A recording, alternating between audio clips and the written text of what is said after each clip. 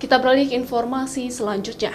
Saudara, Kejaksaan Tinggi Aceh kembali menangkap satu orang buronan kasus tindak pidana korupsi pada proyek renovasi studio penyiaran di Kabupaten Aceh Selatan.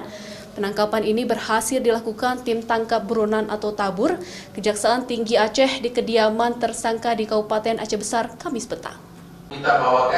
Setelah 4 tahun buron, Kadafi kasus tindak pidana korupsi pada renovasi studio penyiaran beserta kelengkapannya di Kabupaten Aceh Selatan, Kamis petang berhasil ditangkap tim tangkap buronan Kejaksaan Tinggi Aceh di kediamannya di kawasan Aceh Besar. Terpidana Kadafi merupakan rekanan pada pekerjaan renovasi pembangunan proyek studio penyiaran di Aceh Selatan tahun anggaran 2008 yang merugikan keuangan negara sebesar 600 juta lebih.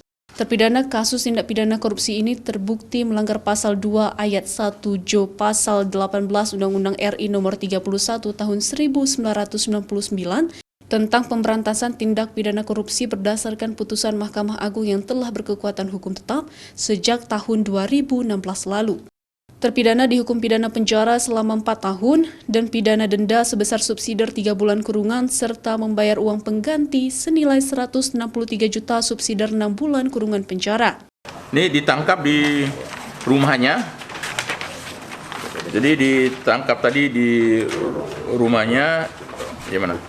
Di Desa Jurong, Peujera, Kecamatan Ingin Jaya, Kabupaten Aceh Besar. Waktu menjadi buronan, sebelum menjadi buronan, beliau adalah kontraktor.